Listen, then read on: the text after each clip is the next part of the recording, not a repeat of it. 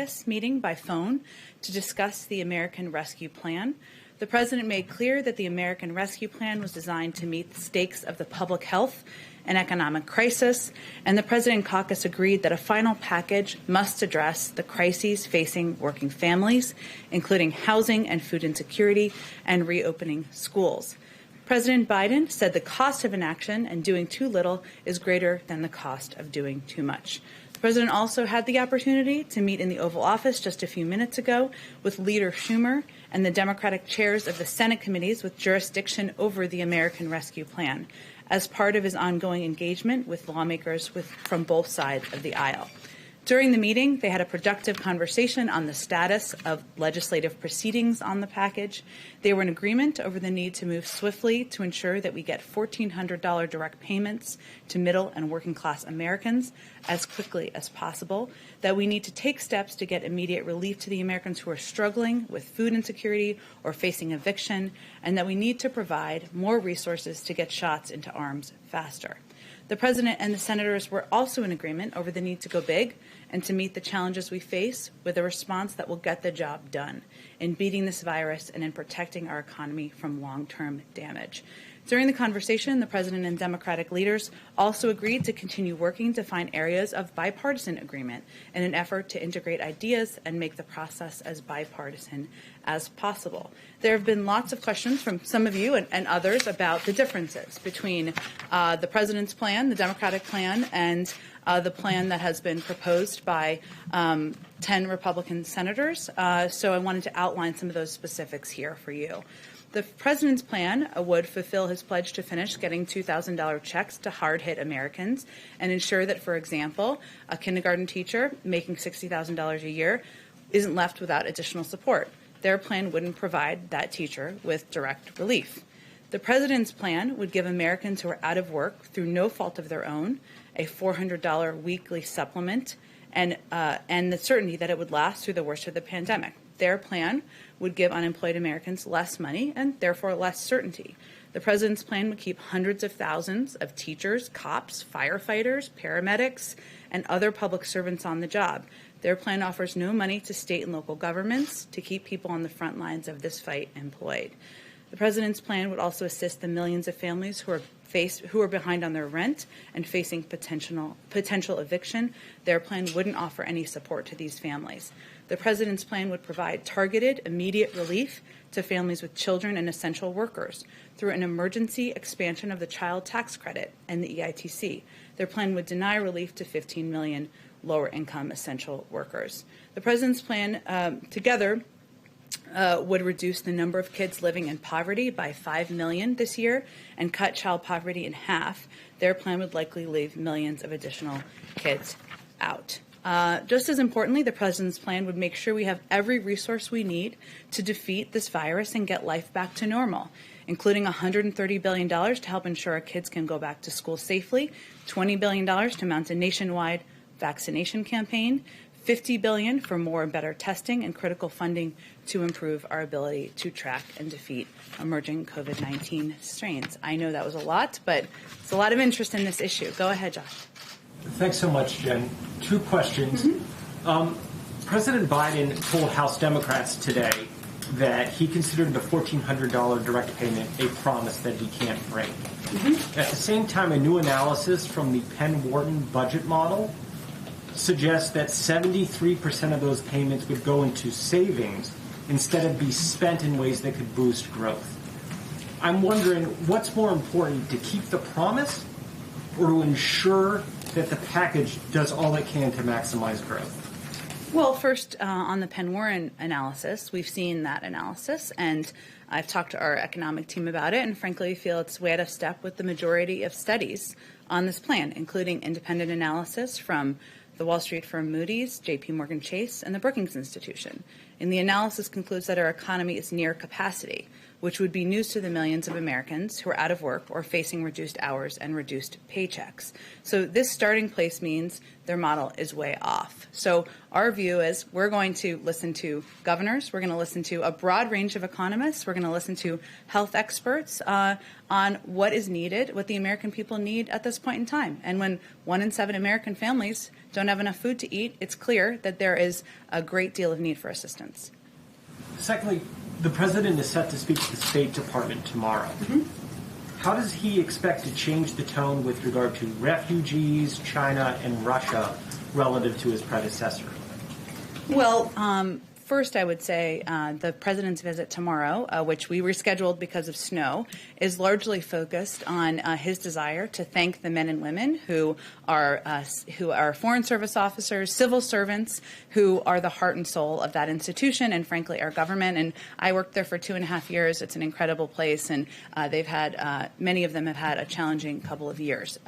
But he will also, of course, talk broadly about foreign policy. How could he not if he is there? This will not be a lay down of his vision for every issue and every foreign policy issue. He will have plenty of time to do that. So I just want to kind of expectation set on what to expect for tomorrow. But you were also asking about the difference between his approach on Russia and China. I think on Russia, his call to President Putin is a couple of weeks ago, 2 weeks ago, is clear evidence of exactly that. When he called President Putin, he did not hold back. He made clear that while there are areas where we can work together, say New START, which is in the interest of the security of the United States, he has concerns about a number of areas of their reported interference, whether it's in elections, in the hacking of the United States, the SolarWinds hacking, I should say, reports of bounties on American troops. There's an ongoing review that's happening, which he also stated in that conversation. So his engagement, even directly with President Putin, tells you a bit about the difference alone. And on China, the president's view and the administration's view is that we need to work with our allies, we need to work with our partners to align on how we're going to approach our relationship with China, and we need to approach that relationship from a position of strength. There are obviously key components of that relationship. They're economic, they're strategic, but we're going to work closely with our allies. He's having those engagements now. We've done a lot of call readouts, of course, and also with partners on the Hill, Democrats and Republicans, on the best path forward. Go ahead. Thanks, Jen. The Republican plan matches you guys up on the national vaccine top line and also the testing top line. You ticked through some pretty significant differences between the two proposals. I know we ask this seemingly daily at this point, but it's your job. Where is the space for bipartisan agreement when the differences are that significant across major components of what the president wants? Well, an area where there's agreement to work together on is funding for small business. And that's something, of course, Democrats and Republicans want to do. Our view is that this bill itself is bipartisan. 74% of the public support it, Republicans and Democrats, independents across the country. And there is agreement that it's important to work with many Republicans and Democrats who fall on different parts of the political spectrum to put their ideas forward and consider them. And that's part of the conversation and part of the process now happening on the Hill. We will see. What proposals that improve the bill, that make it better, and there's certainly an openness to that. One more quick relief. Several Republican senators have said publicly that they believe the president is in a different place than his staff on this issue in particular, and he is more willing to deal, perhaps, than his staff. Is there daylight between the president and his staff on the $1.9 trillion proposal? Absolutely not. I've seen some of those reports. Many of them are ludicrous. I've sat in a lot of meetings with the president of the United States in the last few weeks, and even before then.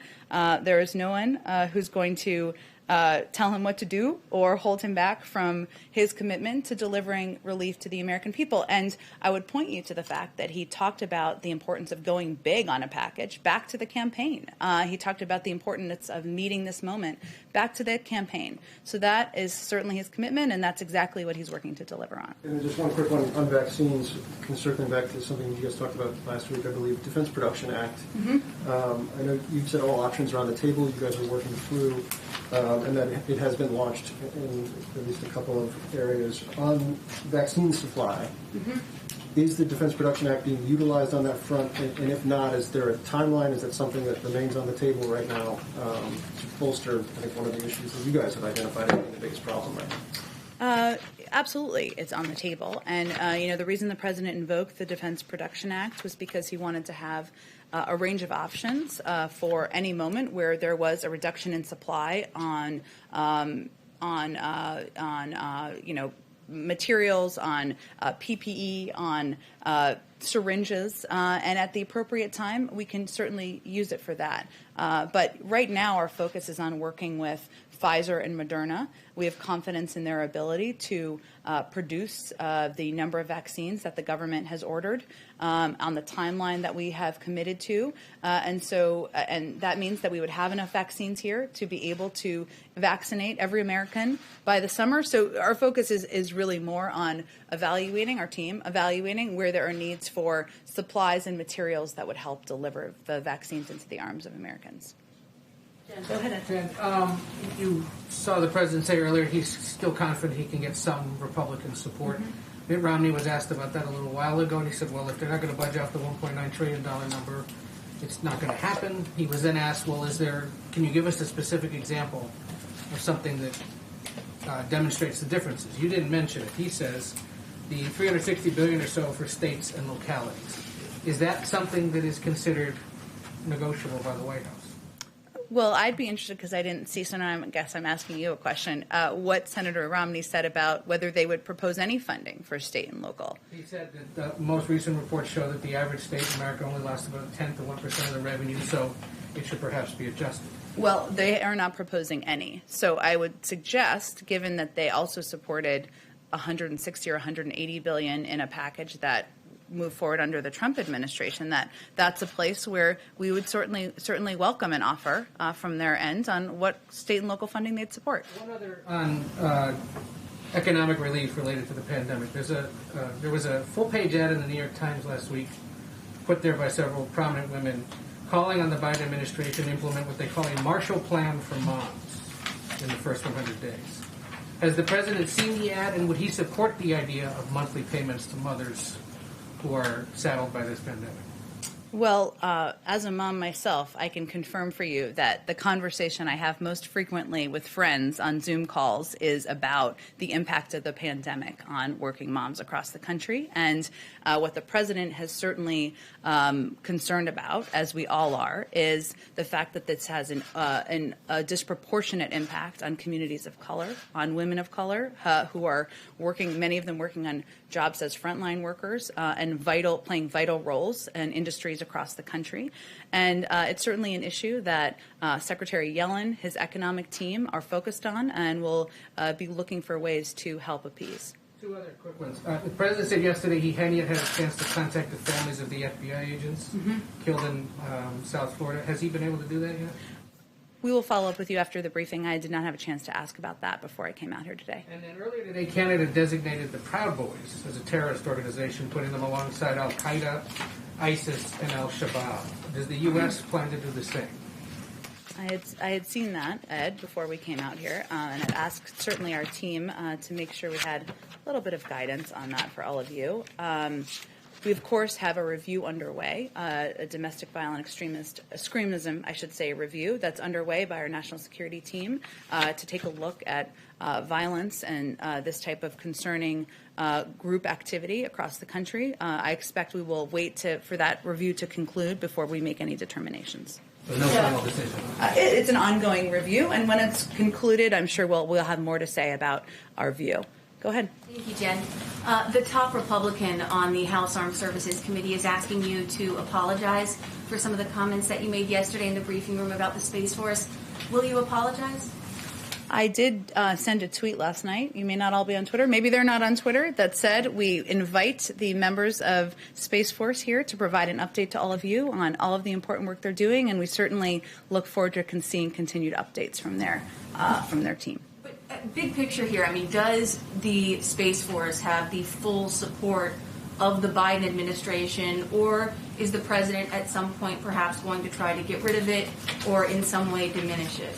They absolutely have the full support of the Biden administration. and we are not revisiting the decision to establish the Space Force.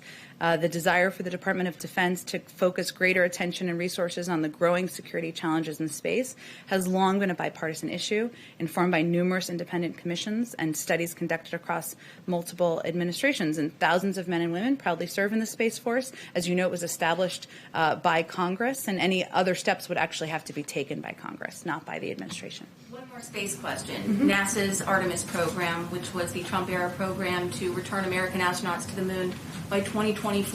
What is the president's plan? What is he going to do with that program? Is he going to keep it intact? I am personally interested in space. I think it's a fascinating area of study, but I have not spoken with our team about this particular program, so let me see if we can get you a more informed overview of that. Okay, one more question, if I could. Sorry, about the president's comments last night as he was paying his respects to the FBI agents that lost their lives or were injured. He said, by and large, the vast majority of these men and women are decent, honorable people. What did he mean by that, the vast majority part? That's exactly what he meant. Go ahead, Kristen. Thank you, Jen. President Biden has been very clear that one of his core promises to the American people is to try to unify this country. How can he take steps to unify the country while the impeachment trial is going on next week? Well, he can focus his efforts, which is exactly what he's doing, on delivering necessary relief to the American public and using his forum to talk about how he's going to reopen schools, how he's going to get shots in the arms of Americans, how he's going to ensure that the 1 in 7 American families who are concerned they can't put food on the table can do exactly that. That's how he's spending his time as we started this briefing, and how he will continue to spend it moving forward. What's his message to Republicans who say that the very trial itself undercuts any efforts at unity? He invites Republicans to work with him on bringing relief to the American public, and that's why he invited them here, many of them here on Monday, and why he will continue to engage with them moving forward. Talk about his agenda. President Biden has been signing executive orders, speaking to the American people almost on a daily basis. Obviously, the focus is going to shift to the Senate next week. How concerned is he that the Senate trial will undercut his momentum? I think the president has been clear. There's an urgency to delivering relief to the American people, and it's important and vital that the House and Senate work quickly to get this bill passed. Get wrapped up within the week when you say quickly? I'm not giving a deadline. I'm just conveying what he has stated many times publicly, and we are confident they have the ability to walk and chew gum at the same time. One more question. There's discussion on the Hill about stripping Congresswoman Marjorie Taylor Greene of her committee assignments. Does President Biden believe that she should be stripped of those assignments? We've resisted speaking of her in this briefing room, and I'm not going to do that today. Why not weigh in on her assignments, though, Jen? Because it's up to the Hill to make that determination. Go ahead. Thank you, Jen. Nandita with Reuters. President Biden has always expressed support for unions, and in fact has distributed a plan to kind of strengthen worker organizing around the country. There are thousands of workers at an Amazon facility in Alabama that are currently gearing up to cast a vote and potentially form a union inside the company. This will be the first of its kind inside Amazon. Does the White House and President Biden support their efforts to organize and form a union?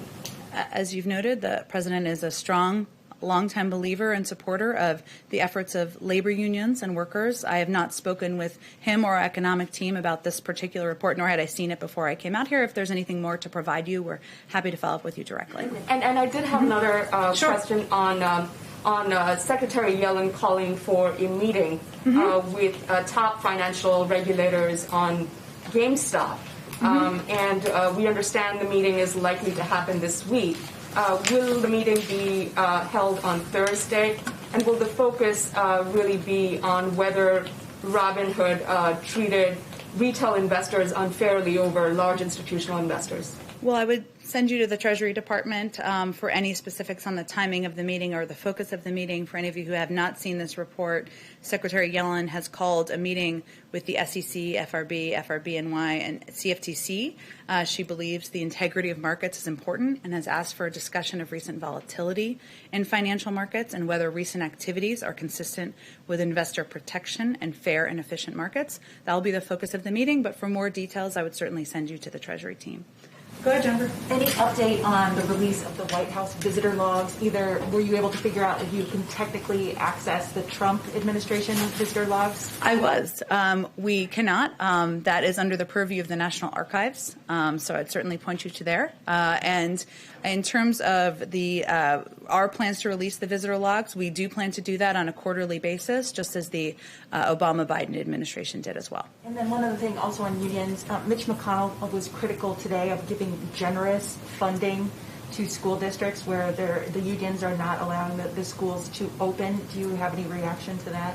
I would say that the purpose of giving funding or supporting funding and getting it to school districts is to ensure that teachers are safe, that kids are safe, that there is necessary PPE, that there is ventilation in the school, that there is the environment that allows for children to return safely. And that is the president's focus. That's why he also wants to reopen schools and wants them not to just reopen, but wants them to stay open, which as a mom, that is pivotal. But he knows it's essential that it's done in a safe way. Anything on the unions not allowing some school districts to reopen? There's discussions in different districts, as you well know, between school districts or and elected officials and the unions, and we certainly hope and encourage progress on that front. But the president's focus is on the schools reopening safely and them staying open. Go ahead, Sungmin. I have a couple questions. Thanks, Jen. So during the Georgia runoffs, President Biden campaigned specifically on $2,000 stimulus checks. And obviously, as we've discussed, the payment is $1,400. There doesn't seem to be an active discussion on actually raising that amount. So is that a broken promise to voters who may have been expecting $2,000 checks if Democrats won?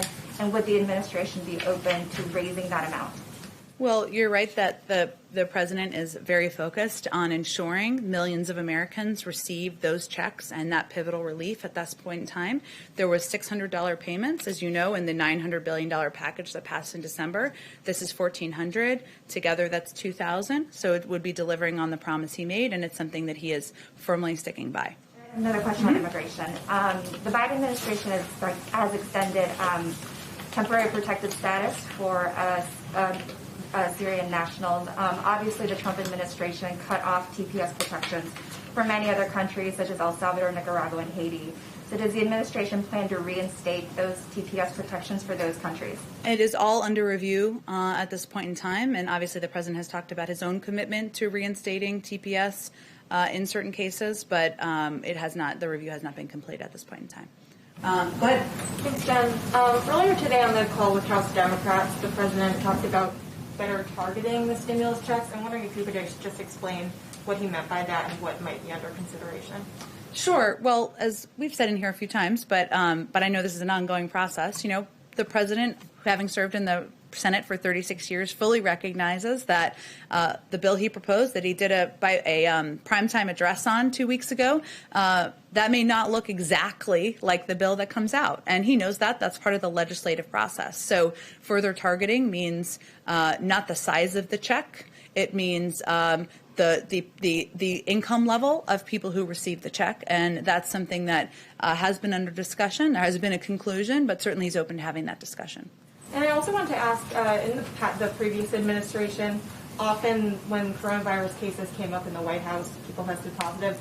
It came out in the news media. I was wondering if this White House has a policy on releasing information about people who test positive in the White House or and the administration have contact with White House officials? Sure. Well, if for anybody who covered the campaign, and I was not on the campaign, but what they tried to do was be very transparent about anyone who had any contact with, would have been in close proximity to the president or vice president, and release if they had a COVID positive test. And so we will certainly model that transparency if and when that occurs here, and venture to provide accurate and up-to-date information as quickly as possible to all of you. Not through the media, but directly.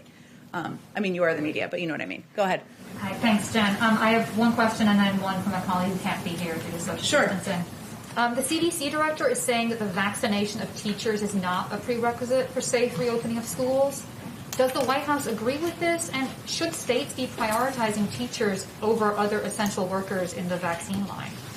Well, I saw the comments of Dr. Walensky, but I will say that even she would say, if she were standing here, she's welcome to come anytime, but she's in Atlanta, that they have not released their official guidance yet from the CDC on the vaccination of teachers and what would be needed to ensure the safe reopening of schools. And so we'd certainly defer to that, which we hope to see soon. The president himself has talked about the importance and the priority of vaccinating teachers, and in most states they're in the 1B category of vaccination. But it is up to states to determine prioritization. Obviously, there's federal guidelines, and we work closely with governors, but we leave it to them. But certainly, ensuring teachers are vaccinated, prioritizing teachers is important to the president. And this is from a colleague. Oh, sorry, go ahead. Yeah, following the 2020 election, 28 states have brought forward 106 different bills related to voting access, according to the Brennan Center for Justice. Is President Biden keeping track of those efforts, and will he talk with states to ensure Americans aren't restricted from voting in future elections? Well, the president's priority is certainly ensuring, and the vice president's priority is certainly ensuring more people, not fewer people, have access to voting, and that it is easier, not harder, to do that. We saw some examples of voting by mail or early voting given COVID. That could be models for the future. It's certainly an issue he's following, and his team keeps him abreast on. I don't think there's been an update since he was inaugurated to him, but it's certainly an issue he cares personally about, as does the vice president. Go ahead and back. Yeah. Good afternoon. Owen Jensen with EWTN Global Catholic Network. President Biden has stated he wants to unite the country. In the first 2 weeks he's been in office, however, and much to the great disappointment of pro-life Americans, he has revoked the Mexico City policy. He has ordered a review of Title X and issued a statement strongly supporting Roe v. Wade. Is the president going to make any effort to reach out to pro-life Americans in his administration? Well, those have long been the president's positions, and he certainly was just restating them and delivering on promises he made on the campaign trail. But the president will reach out to all Americans, and that is how he's going to govern, what he talked about in his inaugural address, and he has every intention of delivering on that promise. If I could follow up on that, you described him as a devout Catholic. Will he use his faith to guide him in any policy decision making? He does attend church nearly every weekend, and that's something that's important to him personally and to his family. And he's talked about the impact of his faith on healing and everything he's been through as a human being. So certainly it's a guide to him as a human being. Go ahead. Thanks. Earlier you mentioned a number of topics that President Biden and Putin had discussed. One that you didn't mention is the two Marines who are imprisoned, Trevor Reed and Paul Whelan. Trevor Reed from Texas had an appeal today in Moscow. The U.S. ambassador called his conviction a mockery of justice.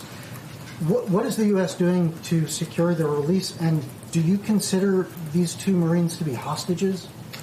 Well, Ambassador Sullivan, who I think you were referring to, today called Trevor Reed's trial a mockery of justice, and we certainly agree. And as you know, we have a range of means of communications with the Russians at several levels. We have a Secretary of State who's now confirmed. We have a National Security Advisor, and we have a number of officials in the State Department. But I'll use this as an opportunity to once again call on Russia to swiftly release both Mr. Reed and Paul Whelan. In doing so, on the heels of extending New START would demonstrate that Russia is ready to move past intractable issues within the bilateral, lots of bipartisan talk in here today, bilateral relationship. But that's our view, and we certainly raise this at every opportunity. Are sanctions or any other consequences under consideration? Well, there's also a review we've announced here, of course, and I talked about a little bit at the beginning of our relationship, and certainly a number of issues that are being looked into by the national security team. And once that review is concluded, we'll have more to say on our policy moving forward. Does the administration consider them to be hostages? I don't think I'm going to add a new category or categorization from here today. Go ahead. Jen, I want to follow up on ventilation in the schools in terms of reopening them safely. How exactly does the White House see that playing out? Is the president saying that no school should be reopened unless they get a brand new or renovated ventilation system? I think the president is saying that, and the CDC, I should say more importantly, and our health and medical experts are saying that ventilation and proper ventilation in schools, and especially schools, public schools that have don't have often the benefit of tuition and things along those lines, need to have proper ventilation. We've seen from health and medical experts that that is something that contributes to ensuring the safety of people indoors, which is part of what school is. So they're just conveying that that's an important component of looking at school safety and how we can reopen schools. So it's not a prerequisite yet?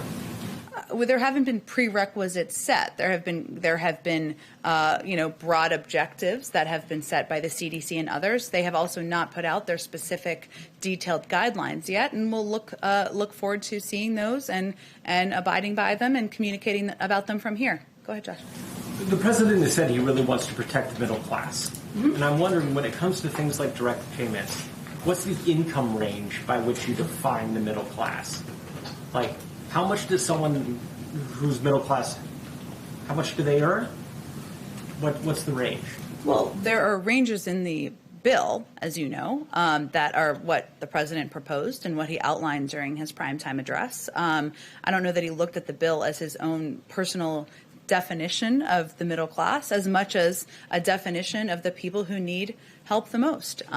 So that's that bill is the rough range and how you're thinking about it? I think I just said it's not the definition. He wasn't looking to answer the question for economists around the world on how to define the middle class. He was defining who needs help the most now, and that's how the bill is defined and why he's so focused on ensuring those checks go out to the American people. Go ahead. Two quick follow-ups. One on the voting question. The Voting Rights Act update, or the John Lewis Voting Rights Bill. You guys have majorities in the House and the Senate, and we talked about it on the campaign trail, but given Shelby Holder and the change of pre-clearance, is that a priority? And if it's a priority, when, I understand you've only been here 2 weeks, but with the majorities, when do you push forward on that priority? It remains a priority, of course. The president's number one focus, though, remains getting the American Rescue Plan through. He's also going to talk more about a Build Back Better plan as we get into the early spring or late winter, I guess, and that will be another priority as an immigration package that he has proposed to the Hill as well. So ensuring that it is easier to vote, that more people have access to voting, that we are making it, a part of the right of being an American is a priority to the president. But I don't have a timeline or a date for you on when we would push for that bill to move forward. One other quick one on Burma. Leader McConnell, after he spoke with the president yesterday, said he expects the administration to quickly sanction the military leaders. I know we talked about the changes in foreign aid. What is the timeline on sanctions? Is Leader McConnell right that sanctions will be coming quickly?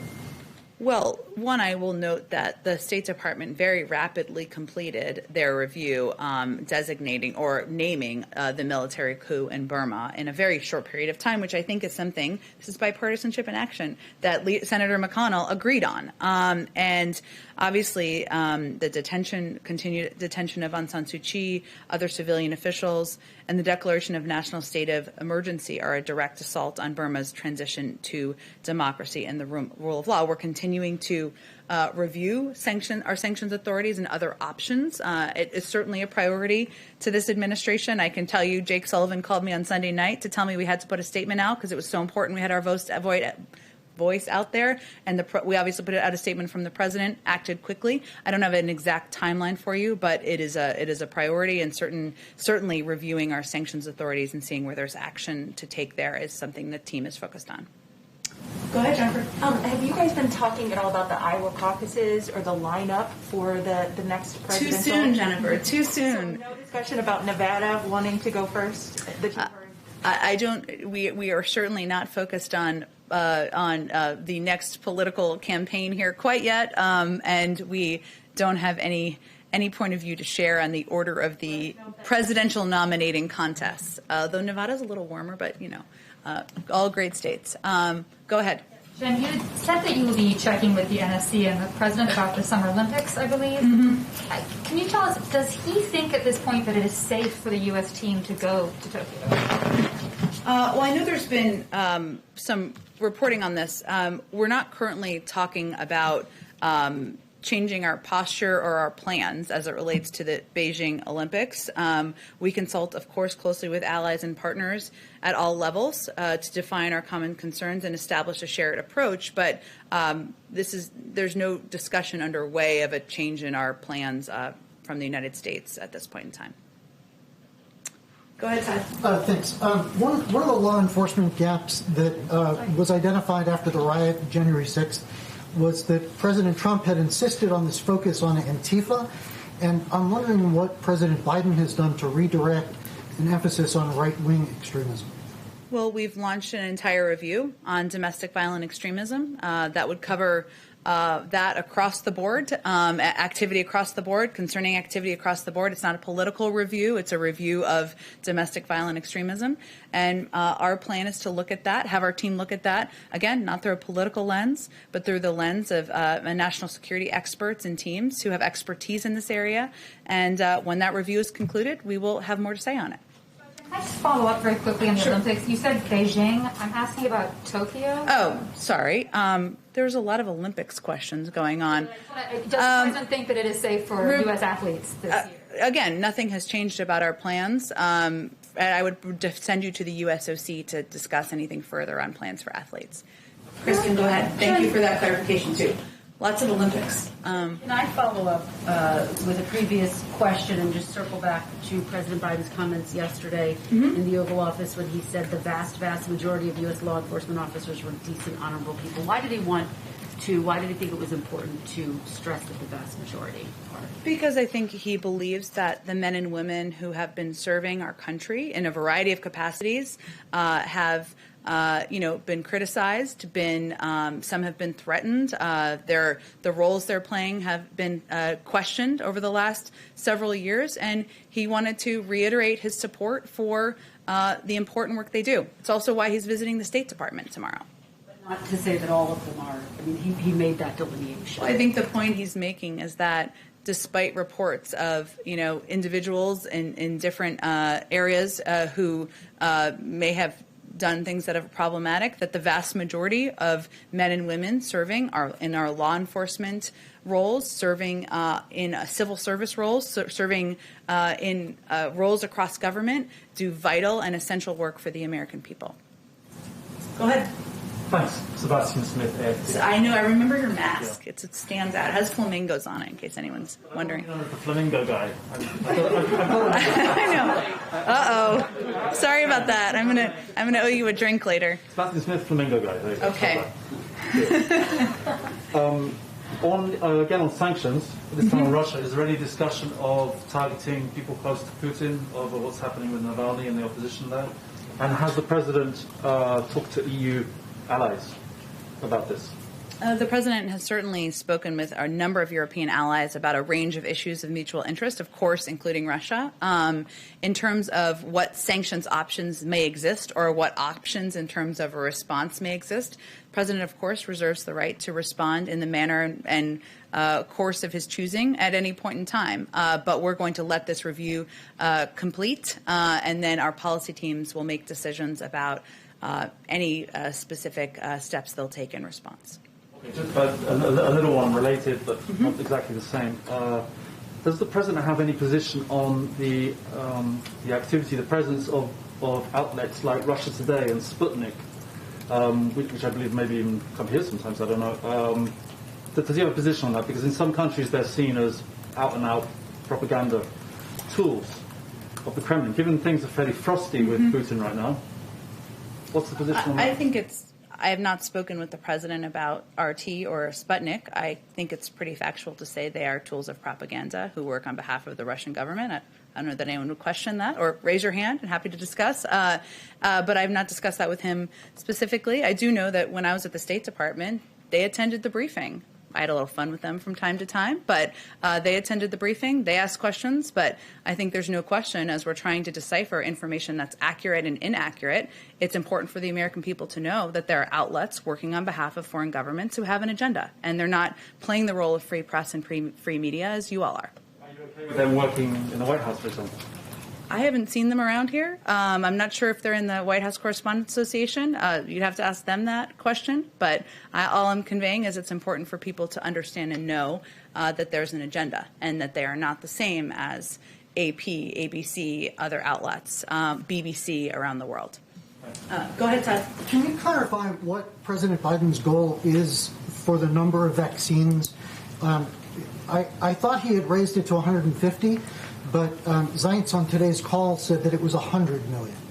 The president is always going to push his team to go as big on vaccine distribution as possible, but our goal remains 100 million shots in the arms of Americans in 100 days. And that was a goal that was set in the fall before a single vaccine had been put in the arm of an American, and it was seen as bold and ambitious at the time. But we're not going to stop at 100 million. We're not declaring victory. That's that we wanted to set markers for ourselves. So that's the marker we set, and we're working to achieve it. Go ahead.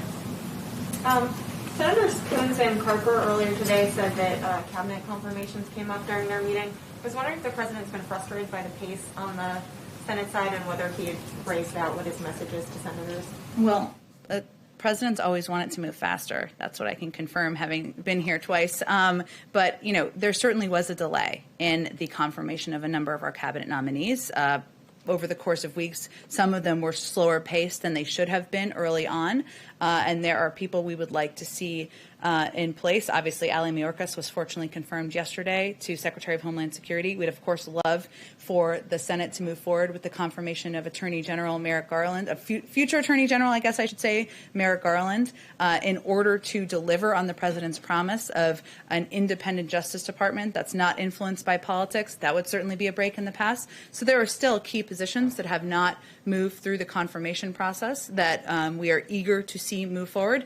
We have seen, though, some progress in the last week or so, and a number who have moved forward. Former Mayor Pete Buttigieg, of course, yesterday just confirmed as the first LGBTQ secretary in a cabinet. He's going to play a pivotal role on our economic planning, but there's more to be done. It's something that the president and his team will continue to push on to get his full team in place. Go ahead. Do you know on the cloud contract for the Pentagon awarded to Microsoft, do you know if the Biden White House is going to review that at all? Because, that during the Trump administration it was awarded to Microsoft instead of Amazon, and President Trump had some feelings about Amazon. And I heard that, saw that. A review? I would certainly send you to the Pentagon on that, Jennifer, and if there's more to report from here, I will let you know, but I would certainly send you to the Pentagon. Go ahead all the way in the back. Yeah, would President Biden be open to having mandatory year-round schooling to get kids caught up, so many kids who are falling behind? Would be open to something like that, or having full-time summer school, whatever it takes? I have not discussed full-time or year-round schooling with the president. Of course, as you know, that requires often state funding, and that often is up to governors to know if they can provide that funding. But I don't think I have anything further for you on that. All right. Did anyone not get a question? Okay. Thank you, everyone.